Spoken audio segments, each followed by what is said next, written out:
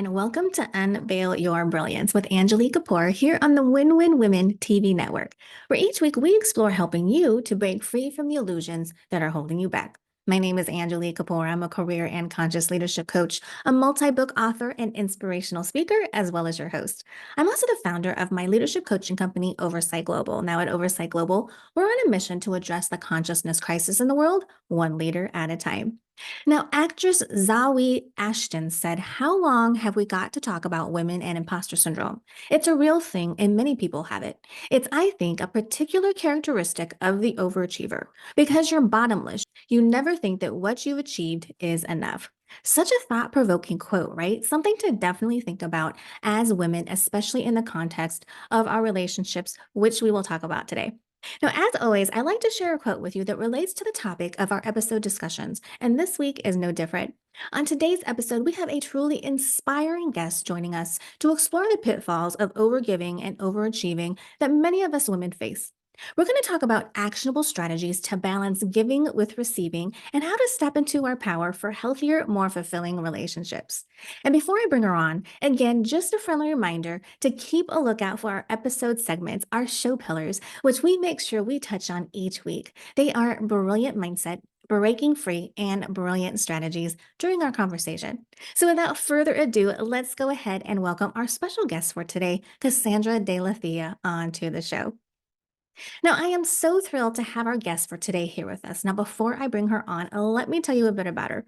She is known as the Soulmate Alchemist with her extensive experience as a strategy consultant, entrepreneur, tantra teacher, psychotherapist, coach, and master healer. Cassandra has helped countless individuals transform their personal and professional relationships from self-sacrifice and perfectionism to co-empowerment and deep satisfaction. Cassandra's clients have called working with her a crash course in high functioning relationships, where they experience more relational growth in 6 weeks than they ever had in their whole lives. Now, many credit their success to Cassandra's teachings, making her graduates some of the most in demand partners and leaders out there. So get ready to be hit with some knowledge, be inspired and empowered, ladies, as we welcome the Soulmate Alchemist, Cassandra de la Thea, to the show.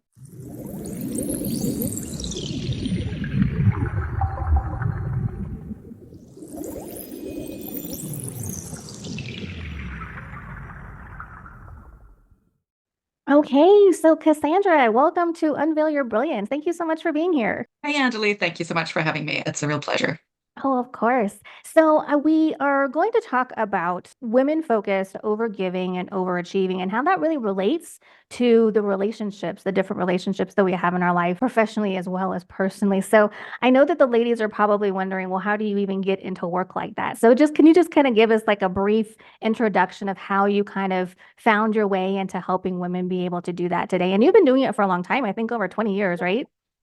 Yeah, absolutely. I mean, I'm a relationship expert, but I started out, I have two MBAs. So I started out as a strategy consultant, had like my kind of quarter life crisis in my mid-20s, realized that, just like being a glamorous consultant traveling around the world wasn't really all the be all and end all. And I realized that I didn't actually know so much about how really great relationships were working and what a core piece that was. I mean, my focus was marketing and human resources. So you kind of understood there was a human element that was really crucial. But I think mostly I followed my own curiosity for my own personal relationships and other things. So I trained as a psychotherapist, trained as a tantra teacher, and basically went on a quest to figure out what does this happiness, fulfilled life, good relationships, rather than as an abstract concept, like what were like the kind of key ingredients, the steps, like the keys that would kind of unlock those kind of very satisfying relationships that would make such a big difference to our professional success, but also to our personal fulfillment. So that's been my journey. And I'm always my first guinea pig. And there's lots of things I've discovered. And then I just kind of pass them on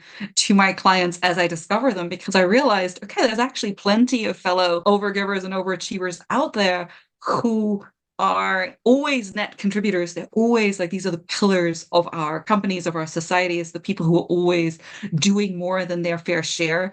And what I've noticed in myself and in the people around me is that they often ended up with the short end of the stick when it came to relationships with other people. And I'm sure you can absolutely relate to that, right? Like we kind of spot each other, overgivers, overachievers. We always like, not to each other. Exactly. Well, I And think, that's, kind of common for all women, really. absolutely. Just to kind of define, like, what is an overgiver or an overachiever? Like, it's really personality types, Mhm. if you want, and they're similar but a little bit different. And I think women are very, very strongly conditioned specifically into overgivers, but it Right. goes a little bit beyond conditioning. So, Right. like, overgiver normally means if you're an overgiver, you have that kind of slight Madonna complex. You're always, that kind of Cinderella way of being, which is self-sacrifice is sacred. And this is your way to kind of earn other people's love and approval, is to make sure to know what everyone around you needs and to become that, to do that. And in the place of that, often you kind of completely forget or don't even notice what you need yourself. And that tends to lead to those kind of relationships where you're kind of a mother or a counselor or a helper or a healer to everyone around you. Mhm. And that's me. I am an overgiver. And so what I realized is that as long as I was in this pattern, I only really had clients. I never really had parents or friends or anything. I only had, psychotherapy clients because Mhm. everybody was like someone like this. So, I trained as a psychotherapist partly to actually learn, give that an outlet, that aspect, and to actually learn how to have relationships that were more mutually co-empowering and kind of satisfying and how that worked. Mhm. So that's more the overgiver. So if you've always kind of like had a bit of a psychic way of knowing what everyone around you needs, you're kind of that warm shoulder, that like super high empathy, maybe like very high sensitive, and you feel like your needs never really quite get met, then chances are very high that he would be an overgiver. Now, Got it. overachiever is a little bit different. It's like rather than psychically knowing what people around them need, overachievers really are the perfectionists, right? Like, so their main piece is that they're such perfectionists, like they have this belief that I need to be perfect to be loved. And therefore, they're very used to kind of like, if I'm perfect, you can't but love me. Mhm. So therefore, it's a very harsh inner critic, therefore often very low satisfaction with the incredible achievements they have. So these women are very, very hard on themselves. And there's some people who are a combination of the two.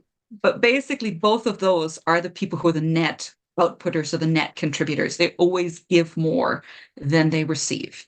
And that's awesome for society. But for these women themselves, it often means that they end up feeling unmet, like they're Right. somehow depleted by the relationships around them. Mhm. Right. Like, so and they're kind of wondering, they're thinking like, actually, like there's people out there who give a lot less, who do a lot less than I do, but they're being treated and cherished much more than I am. They get a lot more in their relationships, professionally, personally, in all kind of aspects. Like, how come that like the best, most giving women often tend to kind of like get the short end of the stick? And so that Right. was my curiosity for my own life, but also my clients. And I realized there's actually some very clear reasons why that is the case, and some interesting, quite small shifts, but very significant shifts that we can make to just actually create the kind of relationships that we deserve. And that's whether that's professionally in the workplace where you get the recognition and the appreciation that you want, or personally where you get the kind of partner who cherishes you and really treats you the way you deserve, right? It doesn't really matter. It's about that relational mastery, if you want.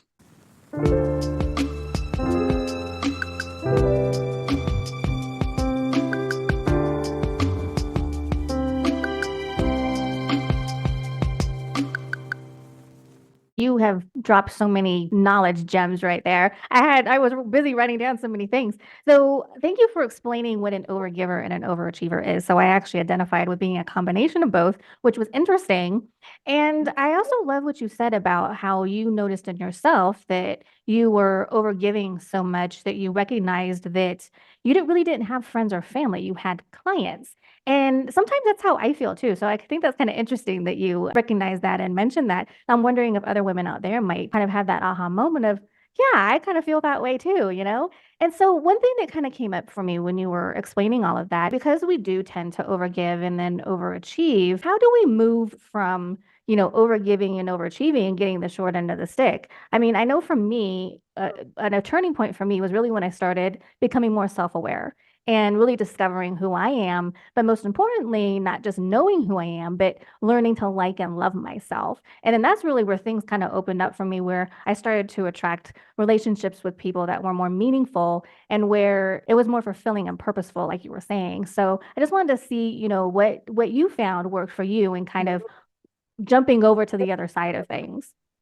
Jumping to the other side, absolutely. For an overgiver, the core shift is the acknowledgement that it's okay for you to have needs of your own. And that sounds really simple, right? For anyone who's not an overgiver, that seems like duh. But if you're an overgiver, I still remember, like, to this day, in a relationship where I really cracked this. It was the relationship before this one that I'm in at the moment with my soulmate. And I still remember, like, saying to him the words, I need this. Mm-hmm. And I knew that guy was like, would have laid down his life for me, would have taken a bullet for me. But I just remember how frightening it was, this idea that I had a need and how I believed. And that's the overgiver kind of fantasy, and the thing that traps us is this idea that if I have a need, the other person will leave me. Like, I will overwhelm them with their needs. It's not okay for me to have needs, because if I do, then I will be needy and the other person will feel overwhelmed and they won't want to be with me. They only want to be with me if I meet all of their needs.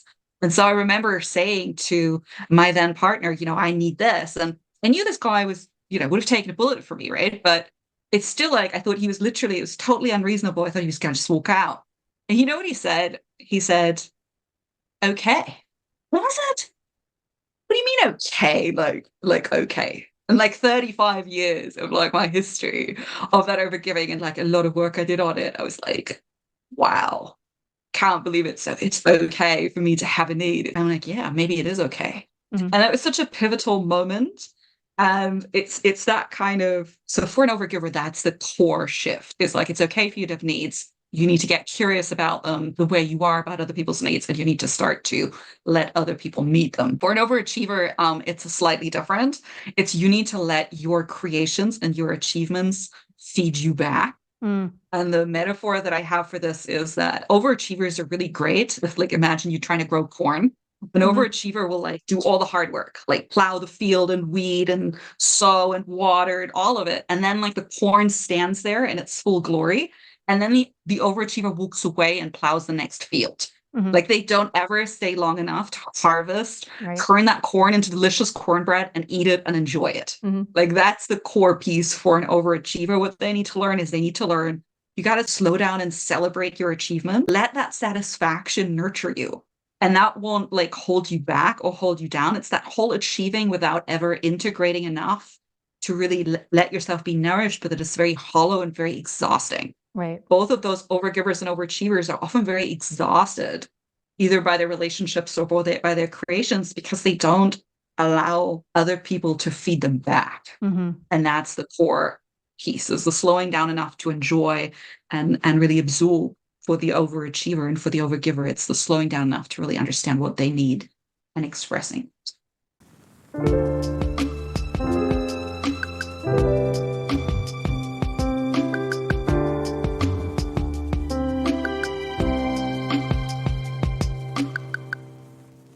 Yeah, I love that. I can definitely resonate with both of those. Something else that I kind of noticed for myself when I think about overgiving and the things that I kind of was expecting from the relationship, from the other people that I'm in relationships with. And I mean, now in hindsight, I recognize that wasn't really a realistic expectation. But I remember that I would always think that because, again, like you said, overachievers tend to be kind of have these psychic abilities and automatically know what other people around them need. And for me, and I don't know if this is for any other women out there, but I always thought that people should be able to do the same with me, that they should know without me saying the different things that I need and then be able to feed me that way. But again, now I know that that's not correct, that they had no idea what I needed and I needed to voice the things that I needed, like you were saying, in order for them to step up and meet those needs and me to have a more fulfilling relationship with them. And then, yeah, for the overachiever, definitely, celebrating achievements and successes. I mean, I remember for decades, I would, do, like you were saying, do all these things and accomplish all these things, but I'd never take a minute to recognize what I did.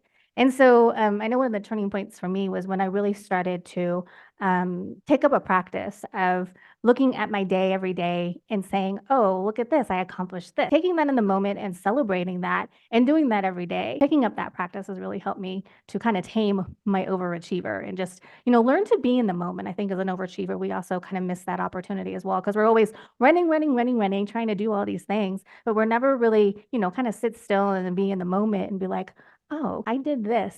this was amazing, So yeah. Absolutely. And what you just said about this wanting the other person to have that same psychic intuitive knowing of what you need and meeting that is like 100% of overgivers have that exact same desire. This is like one of the markers. Like you are always wondering like, okay, maybe if I just meet your needs enough, one day it'll be my turn and you will do this for me. And Exactly. the problem is if the other person is not an overgiver as well, they can't. This is just superpower. And if you're an overgiver, like every superpower comes with a little bit of a price tag, right? But your superpower is to know what people need without them having to say. Now, unless you are with another overgiver, which is rare, Yes. because often we're a bit like, it's too similar, right? So we often Yeah. have someone who's not an overgiver and we expect them to be able to do what we can do and they can't, right? So you got to say. So that's the interesting piece. And so I'm an overgiver for sure. And my partner, my beloved, is an overachiever. Mhm. And so it's really interesting to I think it's a very good combination, actually, to kind of like have an overgiver and overachiever together because they're both two net kind of Yeah. contributors. Mhm. And it's like, just like you said, celebrating your achievements, it's like being aware if you're an overachiever, you tend to wear what I call gray colored glasses. Like you will never see your achievements the way the world sees them. Everything will always look not as good as it is. And so just being aware, okay, I'm wearing these gray tinted glasses. This is not reality. I'm like having this bias to see everything that's wrong Mhm. with what I'm doing. Right. And so just being aware of that allows you to say, okay, this is not truth, what I'm Mhm. seeing. Mhm. Like, because you can see anything that's remotely wrong with anything you've ever done like this, right? Like super harsh inner critic. Nothing you do is ever good enough for you. That is the overachiever trademark. Right. These people are incredibly hard on themselves. And so they need more grace than anyone. Like they don't really need criticism. They give themselves more than enough. Mhm. They really need a lot of love and appreciation, really letting them know how much you appreciate all the things they do. The most healing thing for the overachiever to hear is they are lovable, they're beautiful, they're perfect exactly as they are, even if they're growing. Right, right. So do you kind of apply the five love languages to what you do? So I've come across the five love languages. I think it's really interesting. And I think it's part of the process. Like when I look at relationships, especially intimate relationships with couples, it's about really learning how can I love someone into their full shining. Like Mm, it's that co-empowerment. Like how do I love someone into the highest version of themselves? And how do I teach that other person to love me into my highest version? right. And it's that curiosity about learning about each other. And I think the love languages can be one. It's like, how do you like to be loved? Like, how do you understand that you're being loved? And Mhm. it's all just part of that bigger conversation about like what brings out the best in you. Like when you are upset, what you need. Mhm. When you're happy, how can I celebrate with you? When you're grieving, how can I be with you in that? And it's that exploration about finding out how to love each other really well.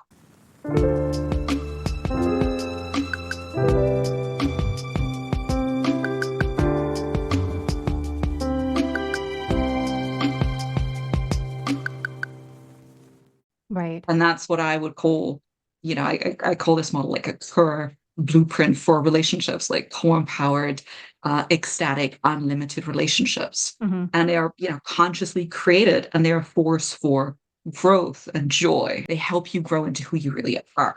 And that's Right. a different relational paradigm to, I think, what we're taught. We're very much taught this piece about self-sacrifice and overachieving and earning love. That's like very much where society is pushing us. Mhm. But the downside of that, and that's another key, I would say, to unlocking this is to understand that neither overgiving nor overachieving actually empowers your partner Mhm. or your employee if you're a leader, Right. right? Doesn't matter who it is or in what context. But if you're overgiving, it's like you're kind of stepping in a mothering space. Mhm. You're saying, okay, I'm giving more because I don't believe you can. Right. Right. And that's the problem is like, I always say like be conscious about what shaped space you leave with your behavior. So when you're in your overgiving kind of mode, you tend to be in your mothering space, you tend to leave a boy-shaped space. So even if the man or the employee or the person has more to offer, Mhm. they can't bring more than the space you leave for them.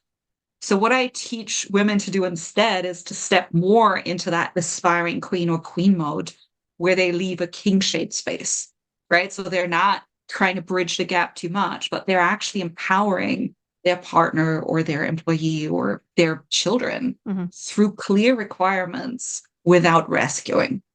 I love And that. it's that way that we can actually allow the other person to step into their power towards us.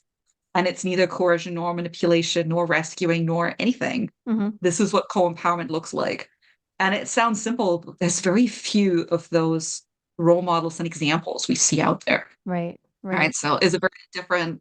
If you see, like, actually, my overgiving is just keeping my partner or my employee in this boy-shaped role, right? And then we complain that we're not being met, or that that person isn't taking responsibility, or that we can't let go. Yeah, it's because the space we're leaving for the other person is not an equal shaped kind of space. Yeah. And so that's part of like making that shift from what I call that woman stage of development, where we are in that more mothering, giving energy where we don't receive very much, to a more queen-shaped energy, which is empowering others through allowing them to contribute to us and our well-being. So the core shift there is more receiving, but receiving from an empowered place. It's not the disempowered place of the little girl where you have no power and you just need to be saved. That's not what we're talking about. Like, there's a difference between a little girl and a queen. The queen is clear on what she needs to receive and she communicates it, and then it happens, and she empowers people around her by allowing them to contribute. And once we understand as women that this is actually the more empowering way to love others or to support others, it's not to rescue them, it's not to do for them, it's not to let them do less and less, but actually that loving others in a way that lets them grow is much more empowering. It goes against that kind of conditioning of self-sacrifice. Right. That is beautiful. I mean, you explained it in such a simple but easy to digest way. I love it. So, when you were talking about with the overgiving, how really you are hindering people from really becoming their full potential, which is something that I recognized when I was struggling with learning how to delegate when I was in healthcare management. I didn't want to give people a responsibility that they couldn't handle. But then at the same time, I would get frustrated at people because the things that I was giving them, they weren't doing them in a way that met my satisfaction. And ultimately, I mean, I learned kind of what you're saying is that it really comes first from you really trusting yourself and trusting the judgment that you have that you are giving people, more responsibility. And again, creating that bigger shape for them to be able to fill, instead of, really, if you're not delegating properly, you're micromanaging. And so when you do that, very small space for people to maneuver in, and then you wonder why you get irritated and upset. So that makes perfect sense. And I love how your explanation of, the little girl, the woman, and then the queen really, a lot of us operate in that sometimes, little girl phase, but a lot of us operate in the woman phase and we think that we've arrived, but obviously not, because we're in these relationships that we're not satisfied or fulfilled in. So yeah, that makes perfect sense. I love how you explain that. And that's like kind of where feminism has gotten us from little girl to woman stage, Right. right? Like, it's about claiming our power. But that power in that woman stage, like, a lot of women are very successful in the corporate world. I remember myself thinking, like, actually, I just had to be like a better man than any man around me. Right. Right. I just had to be like more together. I had to just be better and smarter and faster and all of that. It's such a strange experience to like have gone through this and have gone down this path of more competition and Right. all of that. Yeah. Yeah, no, and I So love how you kind of mentioned that is I think a lot of it has to do with the male and female energy too. Is especially, when we are in corporate, I spent 20 years in, healthcare. So it's very male energy dominated. And so when we get in there as women, we think that, like you said, we just have to do it better than the men. But you're really putting yourself in that masculine energy too much. But when you really kind of tap into your own female energy and just let it flow, then things really start to come naturally for you. So it's kind of learning how to do that too. I know when I got out of healthcare and started doing leadership coaching, one of the hugest things I had to overcome was how, the type of energy that I utilize, because I was so used to that masculine male structure that I didn't think I was going to figure out how to flow, be in my feminine energy. But over time it happened. But yeah, I remember I felt very stuck and tapping into my female energy. yeah, and not a lot of role models out there. So it's part of this is like, if you're on this journey where you're kind of really discovering this for yourself, like, you're on this for yourself, but this is also like a big service for Right, exactly. other sisters out there. It's like we're Mhm. really needing to see more women who are really in their power, but in their power, not in that woman's stage, which is full of self-sacrifice, where we're kind of the mothers that need for nothing Mhm. and we deplete ourselves and we burn out. Like that's not it. It's that receptivity from a place of power. It's like, yes, I can do it for myself, for Right. sure. Right. And that doesn't mean I have to, right? I've done it for myself. I've proven to myself I can. I learned to believe I can. Mhm. Now I have to like let go and let Yes. other people contribute. Because otherwise, if I do everything for myself, and you know, in my 20s, it's actually some of my friends said that. I said, look, I just don't know what I can contribute to you. I still remember like one of my psychotherapist trainers saying like, "Oh, Sandra, you suffer from over independence." I thought independence was a good thing. I thought, Right. what do you mean over independence? But that was a very clear explanation or a very clear description of me being in that overgiver, overachiever, in that woman stage where, Right. yeah, I had some personal power, but I wasn't confident enough in it to let other people in, Mhm. right? And that's the shift to that next level of empowerment. And the beauty is Queen stage sounds nice, but it's actually a lot more relaxed and a lot more fun Exactly. than woman Yeah. stage. You're Exactly. not as exhausted. You're actually suddenly things come to you. Other people come bearing gifts. You have other people who partner you. And it's just those few shifts. I mean, it says a few shifts, it's good if you have, someone like you, like a leadership coach, someone like a role model who's traveled that path, Mhm. right? It might sound easy, but you're going like a salmon that has to turn around and then go against the stream of the river to make it back home. Exactly. Mhm. That's often how it feels. Like you're not going with the current of everyone. You're really having to turn around to go back home to how it is feeling good and meant to feel to your authentic essence. But it's going against a lot of the things that your conditioning has taught you. So it's a Exactly. lot easier to do that with a guide or a coach or friend who kind of has done this journey, or to maybe Right. do it in a group with other women to kind of like say, okay, well, how do I shift from this woman stage to queen stage? Or how do I shift from little girl to that queen stage? Once you're in that queen stage, it's very interesting. The same people around you transform. Right. People you thought had nothing to offer, right? They actually have something to offer to someone who is actually leaving them a space. Mhm. And I've noticed this myself, again, in my personal relationships and my professional relationships. People often said to me, like, how come that you get so much more from this person than the person they were with before? Like I remember like an ex-partner of mine was in a relationship for 18 years. Mm. And that woman, maybe a better woman than me, but he just kind of Peter Panned around and he just didn't step up for her. But he stepped up for me. And it's not because I was prettier or young or nothing like Right. that. Right. It's because I required it. Mm. It's because I was clear what I deserved and who I was and what I needed to thrive in relationships. Mhm. And if that, and that's what I required. That requirement, if you want, actually is incredibly empowering. We often think, oh, our needs might be burdens to people. Mhm. But actually, here, this requirement, to put a requirement like this and not save the other person, I have to say, actually, I believe that you've got it. I believe you could do it. I'm Mhm. just curious to see if you're going to. Right. And I think that's often what's missing in the relationships with people who are not stepping up for us. Mhm. If they're the right people, it's that belief that they can do it. And we just lean back and see if they're going to. Right. That's very empowering. It's very different than me saying, oh, no, okay, I'm sorry, I asked for too much. Let me just make this easier for you. Mhm. Like I didn't make it easier for him. And therefore he really grew as a man in a really massive way. Right. Right. So you never quite know what the person in front of you is capable of Mm. until you step into your more kind of like queen-like energy. You might be surprised. And Yeah. sometimes, the person might have it and doesn't want to give it to you. That's fine.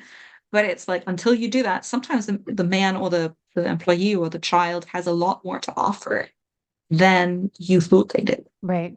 Right. But they just need an opportunity and an invitation and some belief to step into it.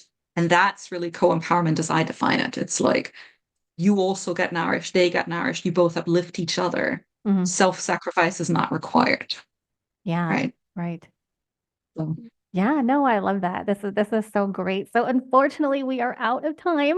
So can you just share with the ladies how they can contact you? Because I'm sure they're going to be so intrigued by everything that we've talked about and will want more from you. So let them know how they can connect with you and follow you. well, I mean, please check out my website. That's datinglikeagoddess.com. That's more of my dating related website. but also like, you can contact me there, and I do one-on-one work and I do group work, whether it's personal, professional relationships. If you're ready to step into that queen-like energy, like I always am excited to help women to do that because life will never be the same once you do. Yes, exactly. Well, Cassandra, thank you so much. This has been so eye-opening and thought-provoking, and you gave us so many insights and gems of knowledge. So thank you so much for being here and for sharing Thank all you for of this having with me. us. Oh, yeah, It's been a absolutely. real pleasure. Thank Thank you so you, much. Angilie.